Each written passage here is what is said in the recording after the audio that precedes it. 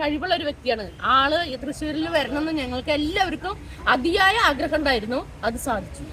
ഇനിയും ആളെന്നെ ഇവിടെ നിലനിൽക്കണം. കാരണം ആള് ചെയ്യണ കാര്യത്തിന്റെ, ആള് ചെയ്യണ ഉപകാരത്തിന്റെ ഫലമാണ് ആൾക്ക് കിട്ടിയത്. ആള് നടനായതുകൊണ്ടോ ഒന്നുമല്ല. ആള് കോടീശ്വരിൽ വരുമ്പോ തൊട്ടേ പാവങ്ങൾക്ക് സഹായങ്ങൾ ചെയ്തുകൊണ്ടേയിരിക്കുന്ന ഒരാളെ വ്യക്തിയായിരുന്നു. അത് കാരണം ആളുടെ ഇപ്പൊ പ്രതിഫലം കിട്ടിയാൽ ഞങ്ങൾക്ക് എല്ലാവർക്കും നല്ല സന്തോഷമായി. സുരേഷേട്ടൻ വരണം തന്നെയായിരുന്നു ഞങ്ങൾക്കൊക്കെ ആഗ്രഹം. വന്നു.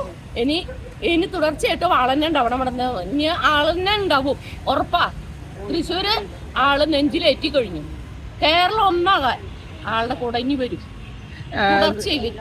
ഒരു ഇതൊക്കെ ഉണ്ടായിരുന്നല്ലോ, ഒരു കോൺട്രവേഴ്സി ഒക്കെ ഉണ്ടായിരുന്നല്ലോ ഈ മാതാവിന് കിരീടം കൊടുത്തതിനൊക്കെ സംബന്ധിച്ച്. അതിനെപ്പറ്റി എന്താ ചേച്ചി പറയാ? മാതാവിന് കിരീടം ആള് അത്രയെങ്കിലും കൊടുത്തുല്ലോ. ഈ പറയുന്ന ആരെങ്കിലും അതെങ്കിലും ചെയ്തിട്ടുണ്ടോ? ആളെ കൊണ്ട് പറ്റണ ഒരു കിരീടം കൊടുത്തു. അതിന് ആൾക്കാര് പലതും പറയണതിന് ഈ നാവ് കെട്ട ആരെങ്കിലും സാധിക്കുവോ? ആൾക്കാർ പലതും പറയും. ബഹുജനം പലവിധാണ്.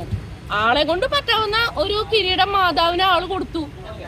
അങ്ങനെ കൊടുക്കാൻ എല്ലാവരും മുന്നോട്ട് വരട്ടെ, എന്നിട്ട് വർത്താനം പറയട്ടെ. അത് മാതാവ് കൊടുത്ത ഒരു സമ്മാനമായിട്ട് തോന്നുന്നുണ്ടോ വിജയം? എനിക്ക് സമ്മാനമായിട്ട് തന്നെ തോന്നുന്നുണ്ട്. ആൾക്കൊരു സമ്മാനം.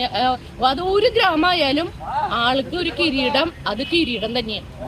മനസ്സിലായ? സ്വർണ്ണാണോ ചെമ്പാണോ വെള്ളിയാണോ എന്നല്ല, ആള് മാതാവിന് ഒരു കിരീടം വെച്ച് കൊടുത്തില്ലേ. ഈ കുറ്റം പറയണവർക്ക് അതും സാധിച്ചിട്ടില്ല. പിന്നെ എന്തുട്ടിനാ ഒരു വലിയ വർത്തമാനം പറയണ?